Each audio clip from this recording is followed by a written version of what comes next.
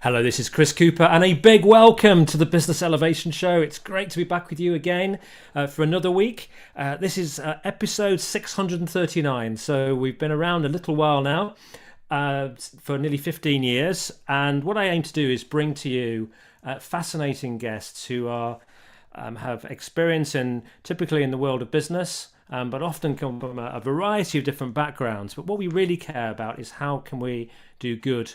How can we improve the world positively through our work, through our lives, through our organizations? So actually we help to solve and improve the situation across the globe rather than contribute to more challenges and issues. And my guest today, Aaron Hurst, is certainly somebody who loves to do that and has built a career around it.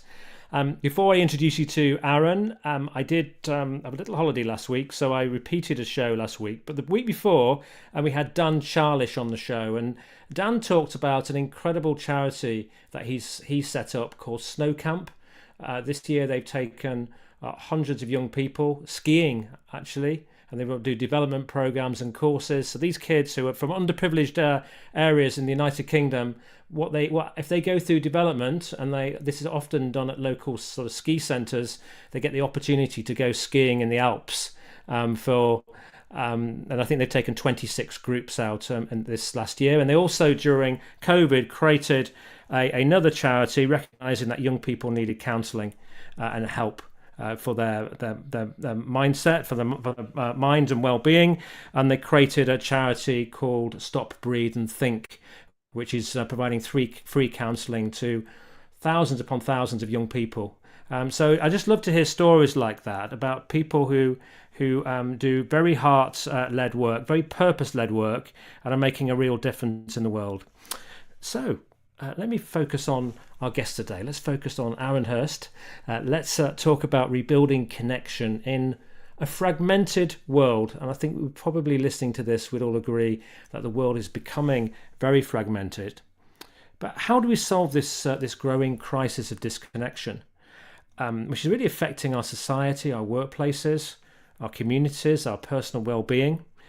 And at a time when there's a lot of loneliness, there's a declining trust, there's polarisation, and lots of really superficial online interaction. There's a real need for genuine human connection. I think it's needed more than ever. So in this episode, I'm joined by visionary social entrepreneur, Aaron Hurst. He's a best-selling author, and he's really a pioneer when it comes to connection. Over the past 2 decades, he's founded influential organisations which are very purpose-driven. They care about belonging, social impact and community, which include the Taproot Foundation, Imperative, and most recently in the United States Chamber of Connection. This is an initiative dedicated to rebuilding trust and addressing the growing crises of social disconnection. He's the best-selling author as well of The Purpose Economy, and he's helped develop one of the first measures of employee fulfilment in partnership with NYU. I'm guessing that's not New York University. Is that That is correct. So we're going to talk about connection. We're going to talk about why connection and belonging matters. We also have AI driving the world as well at the moment, increasingly. And we can often feel more and more disconnected if we're not careful. So looking forward to this conversation today, because this is really important to help individuals and communities really come together and flourish rather than be at loggerheads and be deeply frustrated and polarized. So, Aaron, well, I always love to start actually is to find out a bit about your background and your childhood, and how you came to do what you do. And hopefully I do this as well to try and inspire people who might be listening to this and thinking, well, I'm never going to be able to be an Aaron Hurst or some of the guests we have on this show. So God forbid. So before we do that, where's home? I am currently living in Seattle, Washington, but I have moved 12 times in my life. Was wow. born in Aspen, Colorado, and my parents were Jews, sort of Jewish descent, but Buddhist practitioners, and we migrated a lot as part of that community. So growing up, there was a lot of constant churn in who the community was that I lived with, which I think influenced a lot of the work I do today, of just seeing how hard it is on kids and how hard it is on people to sort of uproot and move around so much. But can share more of sort of the broader childhood background if you'd like. So where do you consider home then? I don't know. Like that's a really hard question for me to answer. So Brooklyn is my cultural home. Like when I'm in a place and I'm like, these are my people, like that's Brooklyn. When it comes to feeling connected to the land, that's more Aspen and being up in the Rocky Mountains at that elevation and an aspen grove, the smell in the air, like sitting on a rock, like that's where I'm like, okay, this is where, like, as an animal, I'm meant to be. So those are sort of the two places that I'm drawn to, but I travel a lot and I'm very fortunate as, the organizations I've created have expanded around the world. It's enabled me to meet a lot of amazing people all over and to be able to make friends all over. So I'm fortunate to say planet Earth at some level is home. Fantastic. And is Seattle home for for the long term now, or will you keep on roving? Well, Chris, like you, I've got kids that are sort of at that age where empty nesting is about to happen. And I think at that moment, my wife and I are really thinking about like what is the next 10, 20 years look like? Where do we want to be? We're very anchored here in Seattle. We've got a strong community. My wife has an incredible job at Amazon and loves it. And there's a lot of reasons to stay here, but I'm also very drawn back to Brooklyn, drawn to the Bay Area. We've toyed with the idea of moving to Los Angeles. I've always had a fantasy of living in London. So a lot of different options. If you move to London, let us know. I'll look you up. We'll definitely grab a pint. We'll grab a pint. So tell me a little bit about your childhood then growing, and what shaped you really into the person who kind of cares about purpose and human connection in the way that you do. Yeah, I think I'm really fortunate that I did grow up in a family where social impact was sort of the measure of success. It was never money, it was always about contribution. And my family really had a patriarch who embodied that in my grandfather, Joe Slater, who was a naval officer in World War II for the US and was one of the first officers in Hitler's bunk at the end of the war. Wow. And he actually, when I was little, he like took me into his closet. And this is not a creepy story, Chris, so don't worry. He took me into the closet and pulled out a box, and in it was a piece of paper that said Adolf Hitler that he had stolen from his desk when he was sort of in the bunker at the very end of the war. And he went on and worked for McCoy as part of the Marshall Plan to rebuild Germany, which to me is one of the greatest American uh, accomplishments of all time, to be able to basically join arms in many ways with your enemy and like rebuild a nation and to build it in many ways stronger and better than your own. And that to him was very inspiring to see how people across difference, and you really can't have much more difference than someone with whom you've been at war with, are able to do that together and to learn together and to build that. And he really realized through that the power of shared purpose, that people who may be, on opposite ends of some issue, if they find shared purpose, can find a way to come together. And he realized that part of the challenge is Americans don't get abroad enough. And Mm. secondly, when they do it as tourists. They go and they have that pint, they go and they have the gelato, but they're not like really understanding the culture. So, as a part of the Kennedy administration, he wrote a memo basically recommending the idea that Americans are supported to go abroad for 2 years to do service in a country somewhere around the world. And that became the Peace Corps. And that model is a similar one where it's about that shared purpose. How do we get people from different backgrounds together towards a shared purpose, a shared goal? And then he went on and was the CEO of the Aspen Institute for about 25 years. And that's why I was born in Aspen. My parents, despite the fact that they were living in a teepee up in the mountains, we were sort of in the ecosystem of the Aspen Institute, and all the heads of state and CEOs and violinists and dancers, like all sort of the people who are leaders in the world, but from uh, different perspectives, but being able to come together and talk about issues that are shared challenges, like nuclear proliferation, and be able to, have a concert violinist like Isaac Stern talking next to, a Margaret Thatcher. How do you get that kind of conversation going? So I really grew up with that as sort of the patriarch story. But my immediate family, spirituality was the core of their existence. I think my mother and father struggled a lot growing up, living under very large, dominant men who had big careers and were all the attention of the family went to them. And they both went a different direction in the late 60s. And to even call them hippies is an understatement. Like they really did drop out. Like they had a teepee that was a 30-minute hike from the closest road.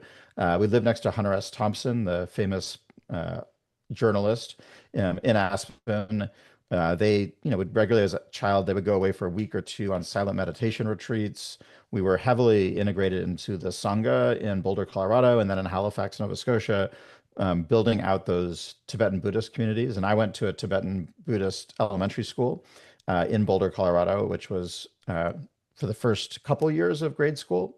So had a lot of that influence, but also being of Jewish descent. I think a big part of what influenced me, Chris, was the Buddhist sort of sense of like we create our own perception and the sense of relativism that is with Buddhism, of just realizing everyone's having their own experience and they're seeing what they're seeing, and that what's in front of us right now is the only thing that we have some confidence is real.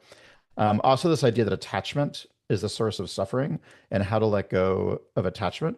Yeah. On the other hand, with the Jewish tradition, was very much about repairing the world and about really asking questions and getting to truth.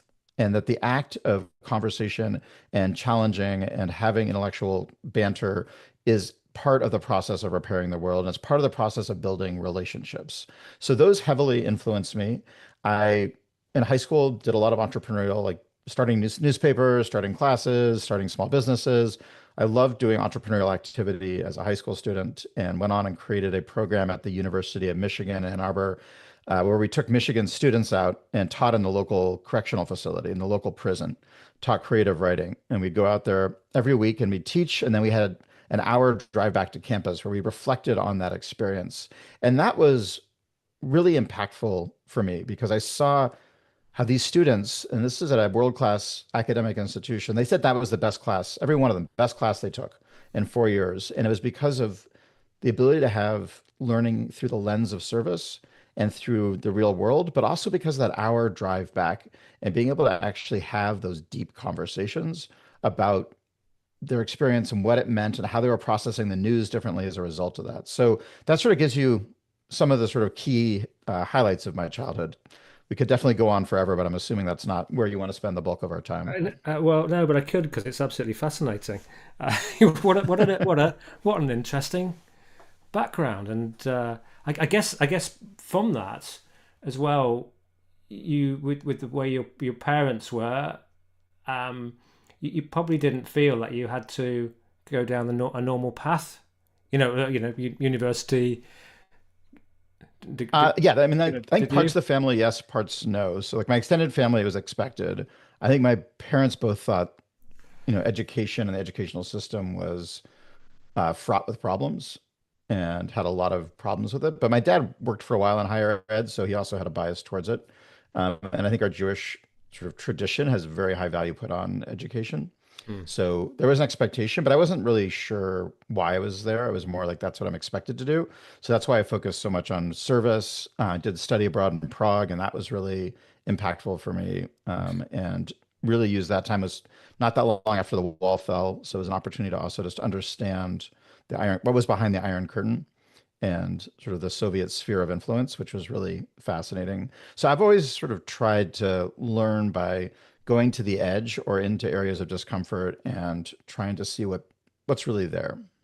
So tell us about Taproot Yep. and the foundation and imperative, and and the United States Chamber of Commerce connection. Sorry, just a little commerce connection. Um, That's never happened before. no, Yeah, and I can give you like why we named it that. So yeah, so the yeah. Taproot Foundation, I had right out of college gone and worked in the nonprofit sector in Chicago. And what I saw was that these nonprofits were tackling the biggest problems with pennies. They had Mm. no resources to achieve it. And I felt like at 21, for me to spend my life working on the biggest problems without resources just felt like I'd be hitting my head against a wall over and over and over again. So I went and I worked in Silicon Valley for 5 years, scaling startups. Was the first in the first 10 employees at two startups that grew to about 250 people each. So over 2 years, so just saw that scaling process, the venture process, working in product management, which was fabulous because I got to really understand technology and marketing and finance and HR, all the pieces that you had to be a product manager at the time. It's really the best sort of first real job one can have from my point of view.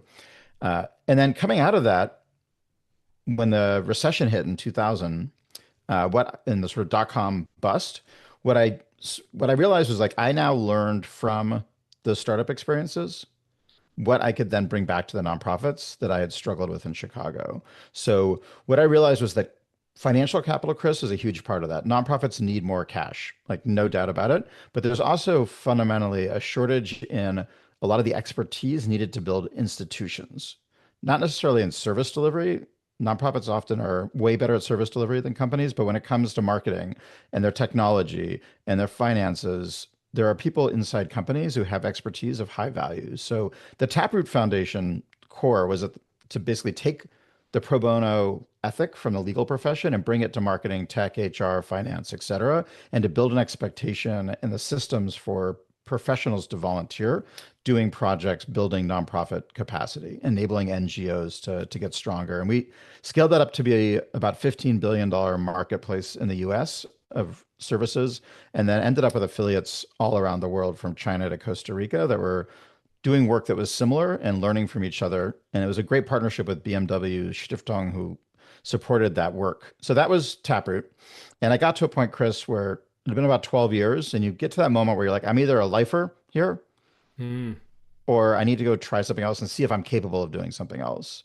And it also got to the point with Taproot where I wasn't getting bored, but I wanted a bigger challenge. So I left and I wrote the book, The Purpose Economy, really based on my observations about how I saw the labor market shifting and consumer behavior shifting towards a quest for purpose, Yeah. and that we were going from an information economy into a purpose economy where there would be a quest for meaning at the core of what was going to drive decision making, especially in the job market. And that was the start also of Imperative. Imperative was a venture-backed startup that I built basically off of that book, helping people determine their purpose. So actually, I was able to, and Chris, I don't know if you ever built a purpose statement or a mission statement Yeah, many, as many times and helped people do it. Yeah. And yeah. help So if you took people in like companies. if you took 1,000 of those Hmm. for individuals, what you'd actually see are psychological patterns. They might use different metaphors and beautiful language and poetry, but if you look at the psychological components, I was able to break it down and be able to, in a really short survey, predict someone's purpose with a high level of accuracy. Not towards a cause, but towards actually what motivates and drives them to make a difference and how they want to go about doing that. So we built out the first assessment that determined the purpose of every employee, and we deployed that at 100 companies, some of the largest companies in the world, like Disney, PwC, Microsoft, and really helped people get that awareness. And then what they said afterwards, Chris, was like, that's great. I know my purpose. Now what do I do?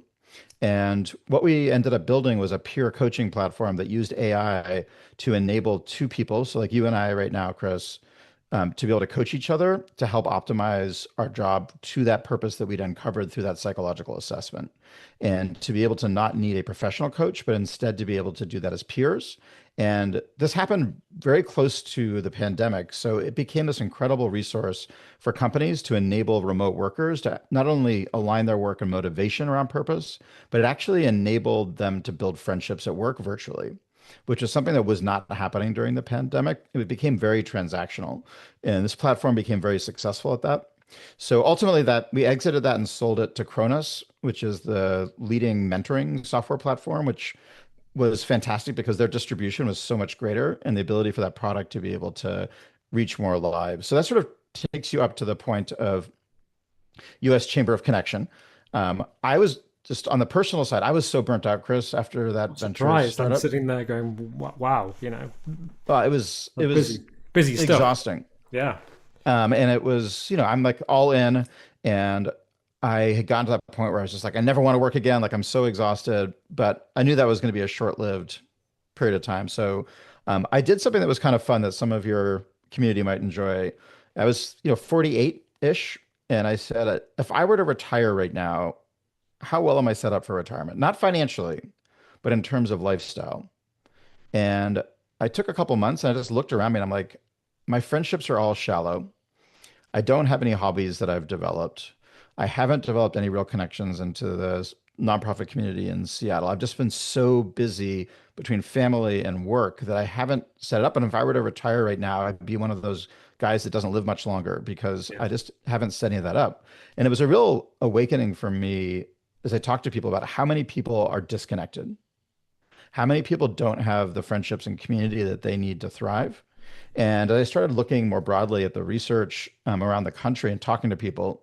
And in the first 18 months, I just actually did a log using AI of how many unique individuals did I talk to that were calendared in an 18-month period, and it was 2,157. So um, different than your podcast because these are just like conversations, but it was this incredible volume of just talking to people and just how many people were seeing this challenge.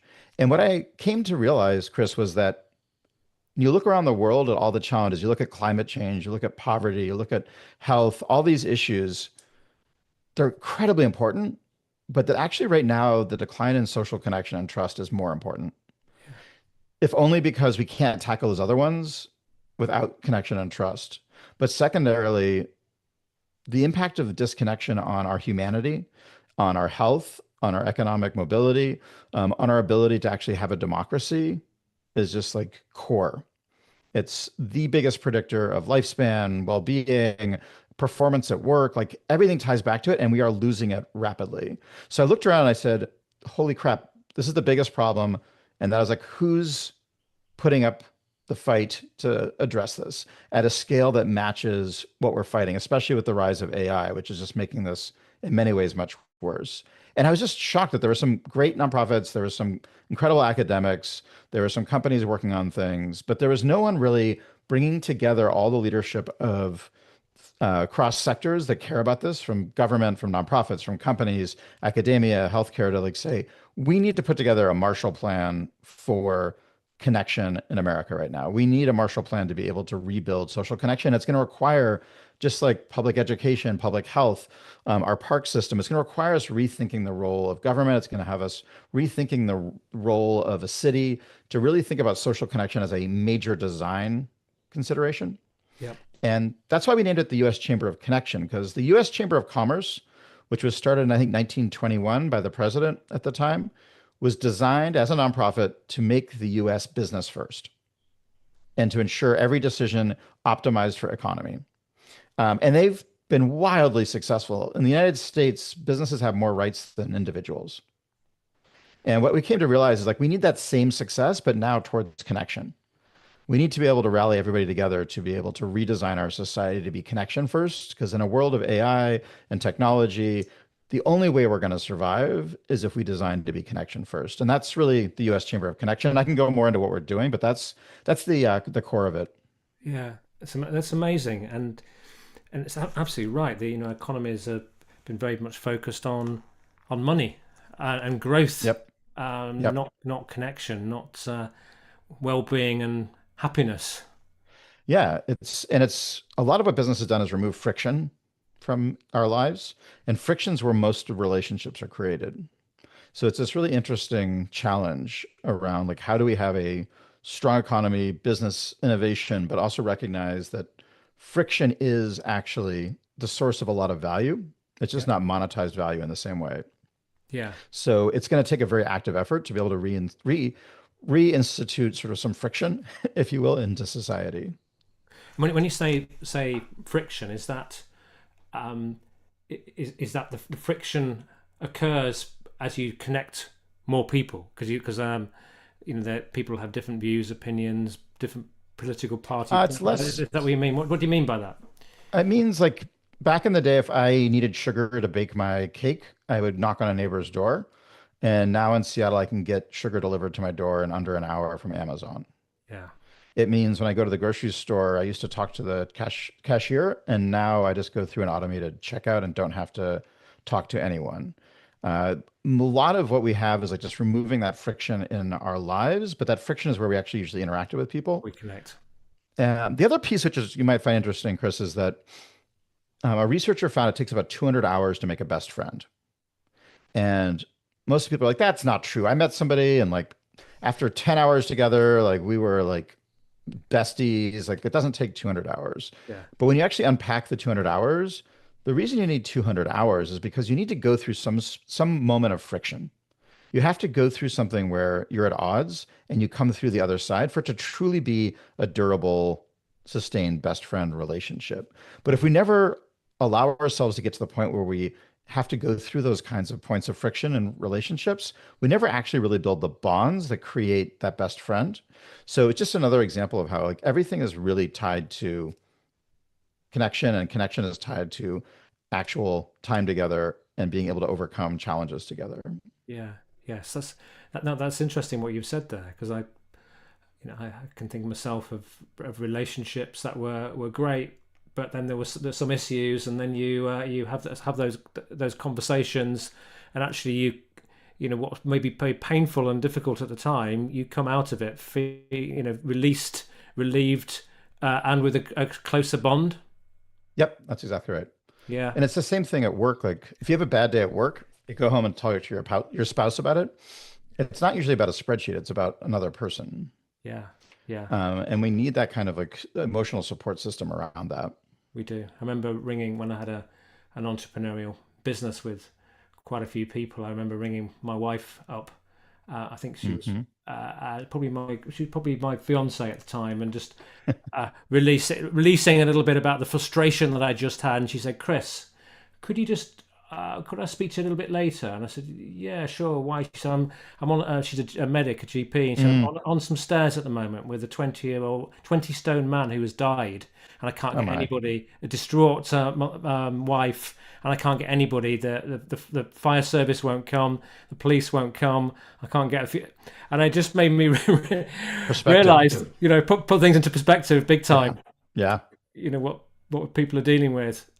Um, That's very, very true. We're very privileged with the problems we have yeah, most days. yeah, yeah. We're going to get to commercial break now. And after the break, it would be good to chat about some of the solutions that we have potentially to build more connection and less polarization. I'd love to also hear about some of the initiatives. I've had a look at the United States Chamber of Connections website as well, and I can see you're doing some really fascinating grassroots work. And maybe there's some ideas there that people can take on board for themselves.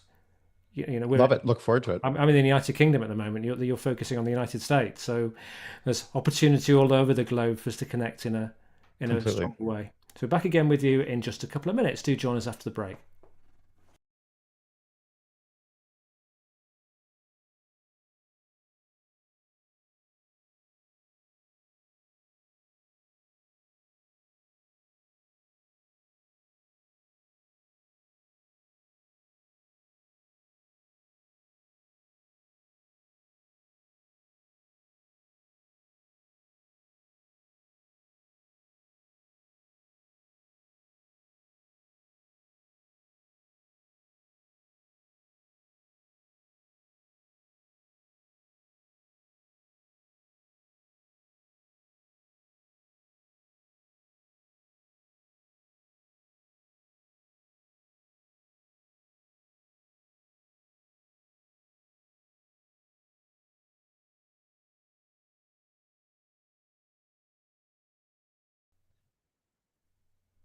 Hi, this is Chris Cooper. I'm with Aaron Hurst. Before we get into the interview, I'd like to thank Tom Eddington, who's our mutual friend who introduced Aaron to me. Tom's doing incredible work around the State of the World Forum. I think that's the name of Yep. it. Yeah, incredible work. So thank you, Tom. Really a gift that you've introduced us together today. Can't say enough good things about Tom. He is an amazing human being. He's a great man, isn't he? Yeah. Yeah.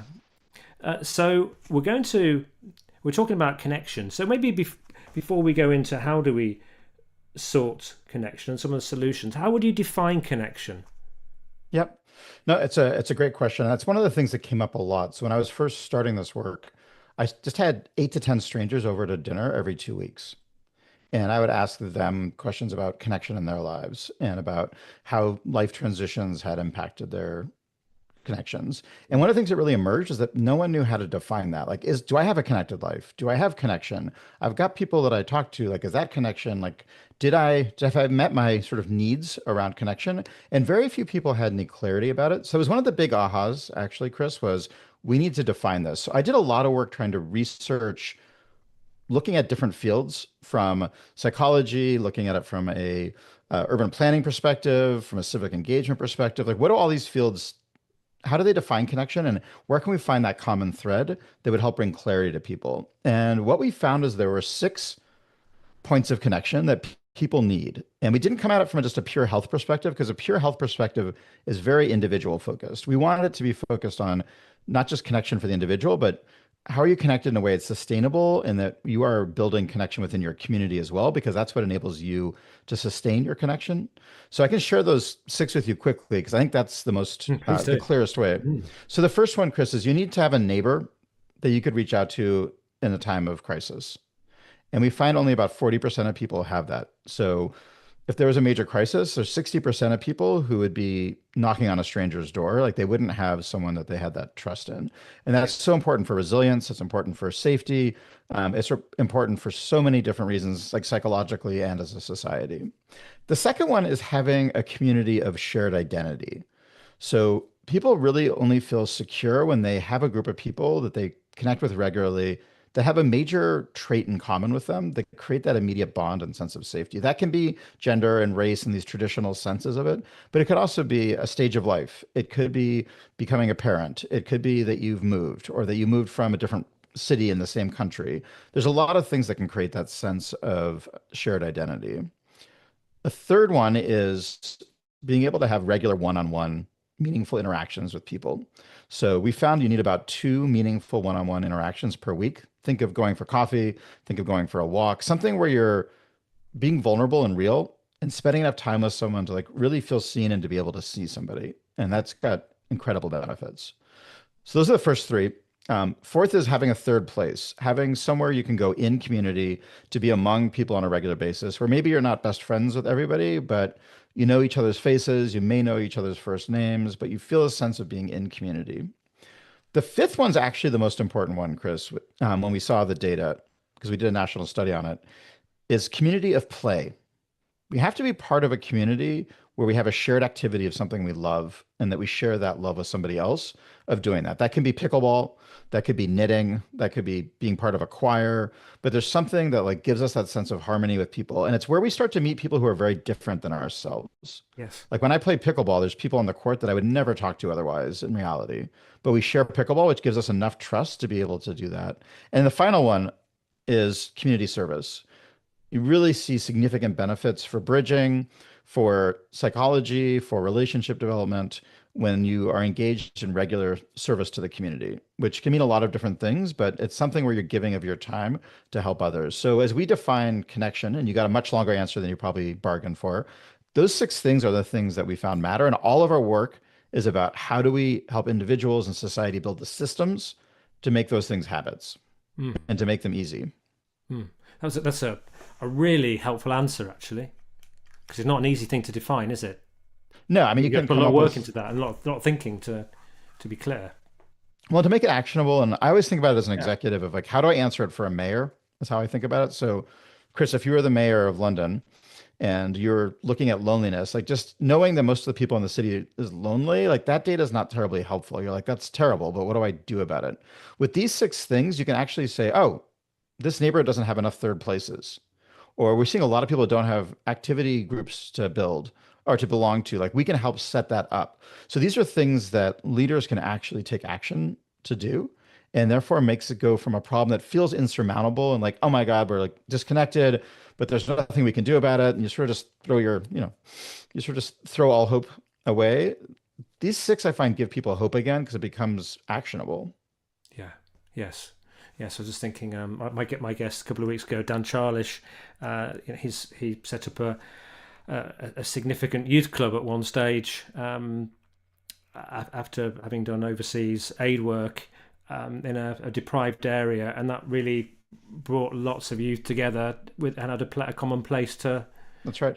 communicate, and that led to snow camp because he asked them what could they never imagine doing, and they said skiing. This was quite So cool. interesting build. So what's the purpose then of the Chamber of Connection? Tell us a bit about the work and what you're hoping to achieve. Yeah, so we started piloting at the start of 2025 here in Seattle with the intention that like eventually every city and town should have a chamber of connection. What we looked at initially was in the research, it shows when you're in transition, Chris, is when you're most open to change. So if you move cities, for example, you're leaving behind usually a lot of friends and family. You are having to like reestablish those, but you're also creating this opportunity to reinvent yourself, because all the ways in which you're perceived or in ways in which you've built a story about yourself can be rewritten if you choose to rewrite them. So in the past, if I don't have any friends that are black, I don't have any friends that are conservative, whatever those stories are, you can say, you know what, I'm going to like intentionally change that narrative for myself. And I'm open to meeting people who maybe before I didn't talk to. So where we started in Seattle is we worked with the mayor's office and said, companies have onboarding of new employees. Universities onboard new students. Cities should onboard new residents. There should be an onboarding process for new residents. In the US, 12 million people move across counties every year. And if we could just build the infrastructure to help those people accelerate their sense of connection, join communities, get to know and sense of belonging in Seattle, we're going to increase those 6 points of connection. We're going to increase dollars for small business because people are going to be using third places. We're going to increase volunteering. We're going to increase philanthropy. We're going to increase voting. And this idea of creating onboarding just really struck a nerve. So we started building out a onboarding experience, a 4-hour workshop that we would do for new residents. It included a naturalization ceremony, but unlike being naturalized to a country, it was the mayor giving permission to new residents to say, you can call yourself a Seattleite now if you want to. Because we found a lot of people who had been here 20 years and still didn't want to use that label, didn't feel comfortable doing it. Yeah. We had them walk through and actually envision the life they want in Seattle based on those 6 points of connection we just talked about, and then start to connect them with social clubs and different resources to help them build that. And we just found it was wildly successful and started sort of building additional programs on top of that. We found our NHL team, our ice hockey team, and they created a newcomer game, so a game dedicated to newcomers, including their new hockey players that had moved to Seattle to play for the team. We found the ballet, we found different theaters. Like everyone wanted to create events for newcomers because it makes sense for business and it makes sense from an impact standpoint. So that was sort of the start of it. And then we did a national study and looked at, it's the 6 points of connection, life transitions across the country.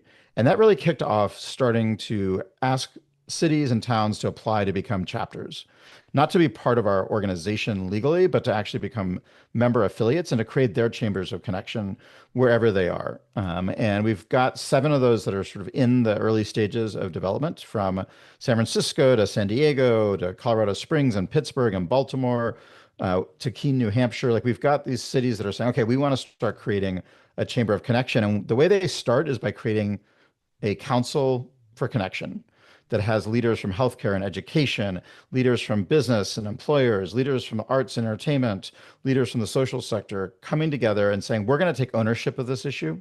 We're not going to just say, hey, like this should happen. We're going to say, we're going to come together. We're going to measure this every year. We're going to identify where the problems are. And then we're going to find ways to get our institutions involved and to get our peer institutions involved so that we can redesign our city around connection. And that's really the sort of core model. And we've been adding elements to it. Like we now have a national volunteer program where people can become part of a welcome committee and volunteer in their neighborhood to help neighbors. We've been working with about 100 companies to have them start to think about how do you change your volunteering program to optimize it for connection instead of being transactional. We've developed a coalition around making connection a cause so that it is up there with education and healthcare and the environment as a cause that's funded. So we're just trying to take all these levers and figure out like where are the challenges and how can we, by coming together, have more power to affect them. Wow. Amazing. So what's the ultimate vision then? Is it global spread? Yeah, I mean, I think it's global. I mean, we really believe anywhere there's a chamber of commerce, there should be a chamber of connection.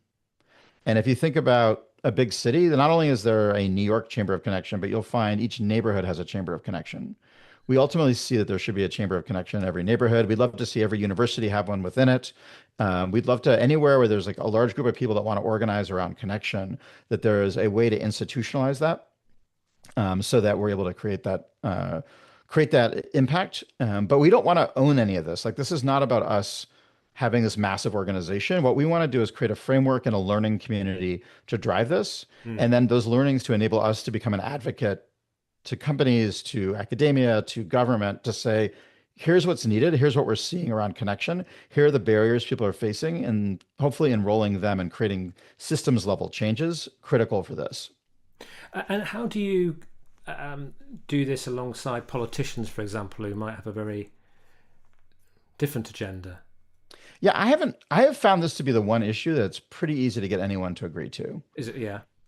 We found a third of every population, low income, high income, different races, different gender, age, at least a third have high levels of disconnection and loneliness in their lives. Mm. So this is something that's just human, like food and oxygen.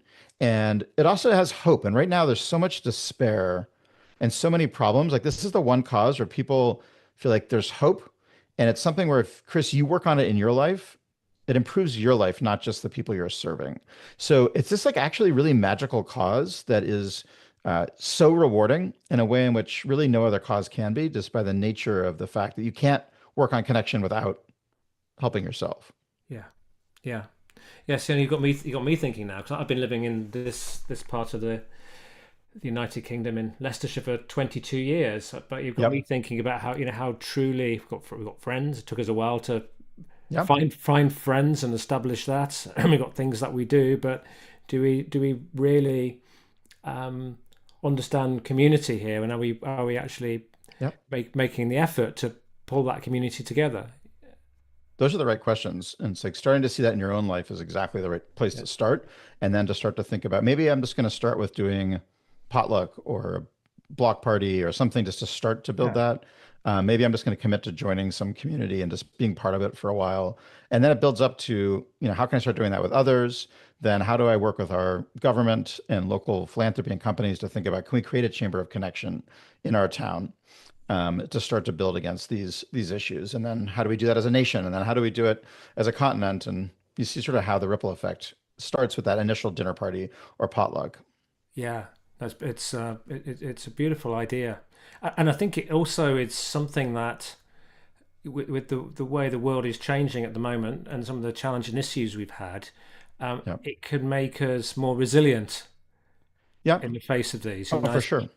I speak to a lot of people, and they're feeling very depressed at the moment. They're spending the time looking at the news multiple times a day, Yep. and I'm always saying, don't do that. Look at it once a week if you can manage that to help you manage your own state. But yeah, but having a network of friends that you're connected to, of activity that you are part of, it's going to help you be more resilient. Yeah, it's more resilient. See It's the going to make perspective. connections for Yeah, work. Like it helps you in every aspect of it your does. life, right? Yeah, It's just so universal, and we've just moved so far away from it yeah. in way too many cases. I was having conversations with my boys actually. Mm, They were talking to me about being there's too many immigrants in the country, and I said, Before you start having this sort of debate, why don't you go and volunteer at a local immigrant centre in the yeah, city and understand what's really happening love it. and meet some of those people, and then we can have a conversation.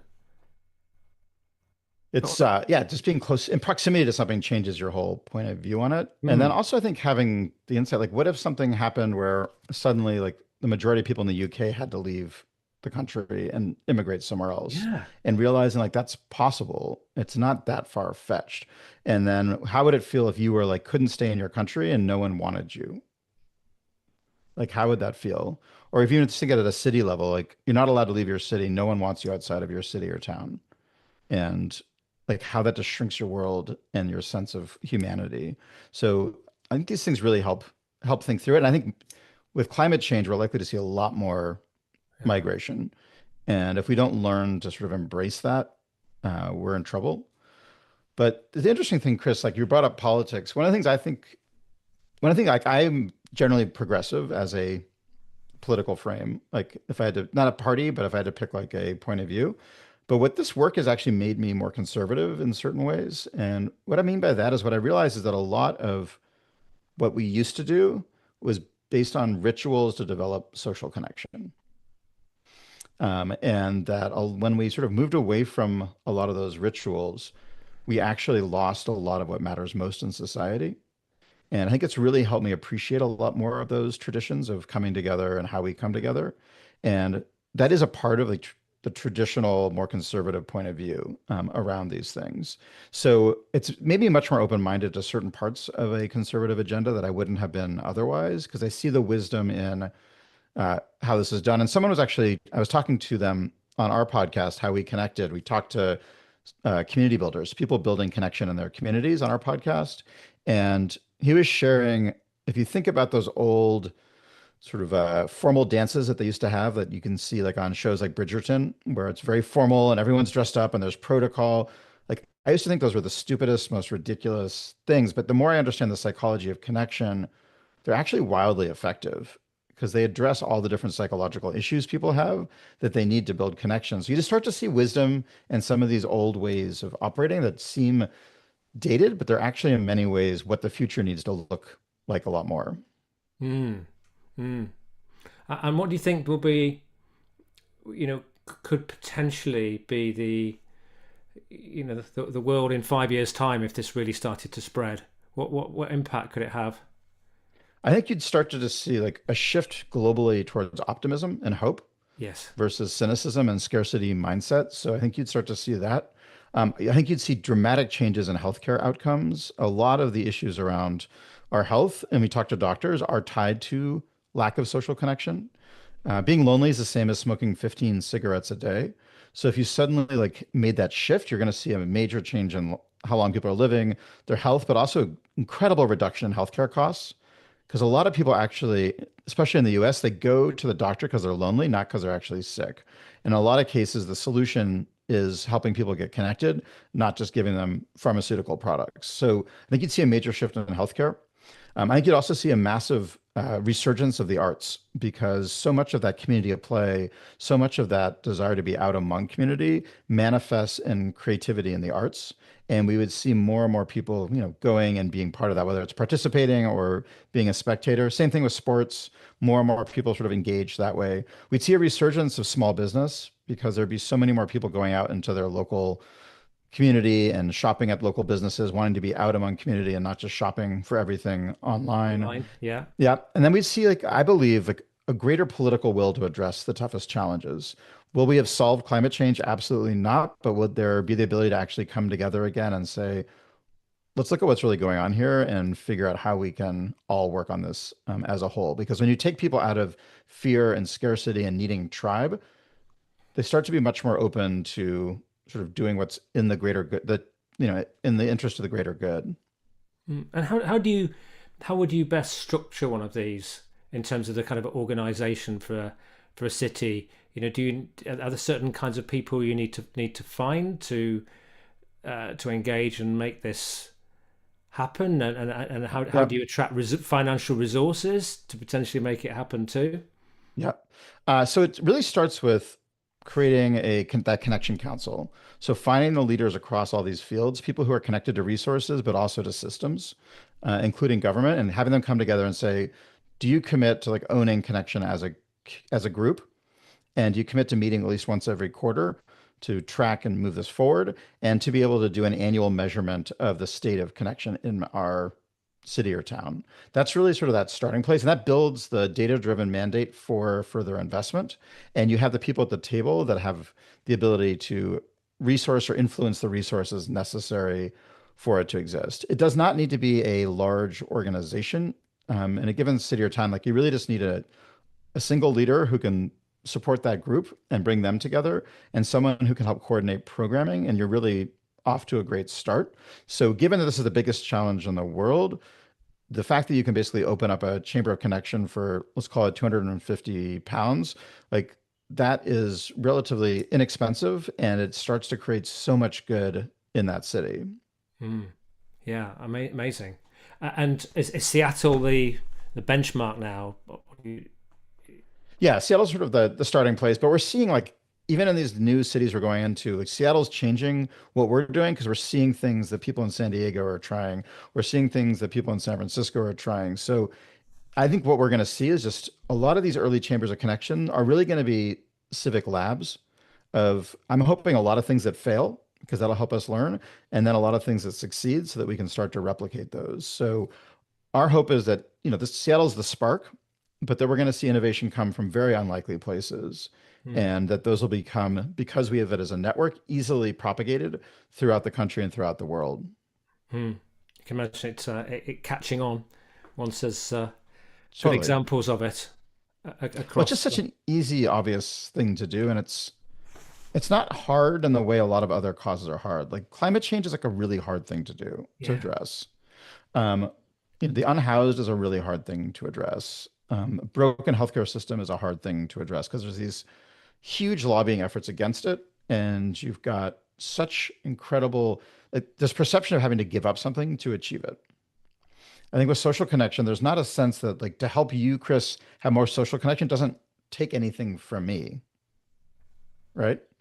So this has that multiplier effect that I just think removes a lot of that style of friction. And if anybody's listening to this and they're thinking, well, I'd love to set up a chamber of connection in my city or my Yep. town, how do they engage with you? Yeah, so it's set up as an affiliate model. So you come to our website, chamberofconnection.org, and you'll see there's a link to your city, and it talks about opening a chamber of connection in your city. We're looking for people who are leaders who have the capacity and the network to be able to bring those leaders together in their city and to for this to be something that they really put on their shoulders as entrepreneurs, because this really is entrepreneurial at its start to make it happen.